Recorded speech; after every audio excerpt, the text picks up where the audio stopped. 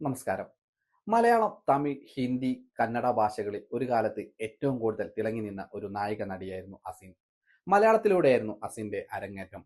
കുഞ്ചാക്കോ ബോബൻ നായകനായ നരേന്ദ്രൻ മകൻ ജയകാന്തൻ വക എന്ന ചിത്രത്തിലായിരുന്നു അസിൻ ആദ്യമായിട്ട് അഭിനയിച്ചത്. പിന്നീട് അസിന്റെ ജീവിതം തെളിഞ്ഞു നിന്നത് തമിഴ് ചിത്രങ്ങളിലായിരുന്നു. അവിടുത്തെ മുൻനിര നായകന്മാരുടെ കൂടെയൊക്കെ തന്നെ അസിൻ വലിയ രീതിയിലുള്ള വേഷങ്ങൾ കൈകാര്യം ചെയ്തു. പിന്നീട് ഹിന്ദിയിലേക്കും തെലുങ്കിലുമൊക്കെ ഒരുപാട് ചിത്രങ്ങൾ ചെയ്തു. അവിടെയുമുള്ള സൂപ്പർ സ്റ്റാറിന്റെ കൂടെയാണ് ഇവർ ചിത്രങ്ങൾ ഒരുപാട് ചെയ്തിരുന്നത്. പിന്നീട് സിനിമയൊക്കെ നിർത്തി അദ്ദേഹം ദാമ്പത്യ ജീവിതത്തിലേക്ക് കടക്കുകയായിരുന്നു. ഇപ്പോൾ ഇതാ അസിന്റെ വിവാഹ വാർഷികം ഈ അടുത്ത് കഴിഞ്ഞിട്ടുണ്ടായിരുന്നു.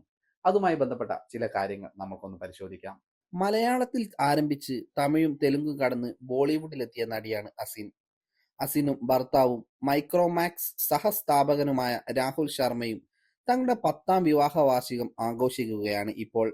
വാർഷികത്തോടനുബന്ധിച്ച് അസിന്റെ ഇതുവരെ പുറത്തുവിടാത്ത ചിത്രങ്ങൾ രാഹുൽ സോഷ്യൽ മീഡിയയിൽ പങ്കുവച്ചു. തന്റെ ജീവിതത്തിലെ ഏറ്റവും പ്രധാനപ്പെട്ട കാര്യങ്ങളെല്ലാം ഇൻക്രെഡിബിൾ കോ ഫൗണ്ടർ അസിനാണ് എന്നാണ് രാഹുൽ കുറിപ്പിൽ വിശേഷിപ്പിച്ചിരിക്കുന്നത്. 10 സന്തോഷകരമായ വർഷങ്ങൾ. നമ്മുടെ വീടിനെയും എന്റെ ഹൃദയത്തെയും ഹൈ ഗ്രോത്ത് സ്റ്റാർട്ടപ്പ് പോലെ നീ നയിക്കട്ടെ. നിന്റെ ജീവിതത്തിന്റെ സെറ്റിൽ എല്ലാ ദിവസവും ഞാൻ ഹാജരാകാം എന്നായിരുന്നു രാഹുലിന്റെ ഹൃദ്യമായ കുറിപ്പ്.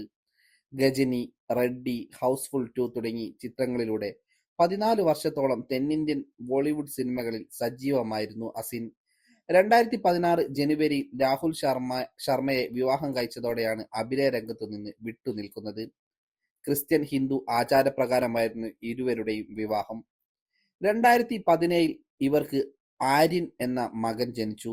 വിവാഹശേഷം ക്യാമറ കണ്ണുകളിൽ നിന്ന് പൂർണ്ണമായും ഒഴിഞ്ഞുമാറി കുടുംബജീവിതത്തിലേക്ക് ശ്രദ്ധ കേന്ദ്രീകരിക്കുകയായിരുന്നു താരം. അസിൻ രാഹുൽ പ്രണയകഥയിൽ നിമിത്തമായത് ബോളിവുഡ് താരം അക്ഷയ് കുമാറാണ്. ധാക്കയിൽ നടന്ന ഇന്ത്യ പാകിസ്ഥാൻ ക്രിക്കറ്റ് മത്സരത്തിനിടെയാണ് അക്ഷയ് ഇരുവരെയും പരിചയപ്പെടുത്തിയത്.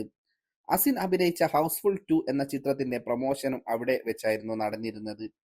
ഇരുവരുടെയും പശ്ചാത്തലവും ജീവിത രീതികളും സമാനമാണെന്ന് തോന്നിയതിനാലാണ് അക്ഷയ് കുമാർ ഇരുവരുടെയും ഫോൺ നമ്പറുകൾ പരസ്പരം കൈമാറിയത്. സിനിമയിൽ നിന്ന് വർഷങ്ങളായി വിട്ടുനിൽക്കുകയാണെങ്കിലും ഇന്നും വലിയ ആരാധക വൃന്ദമാണ് അസിനുള്ളത്.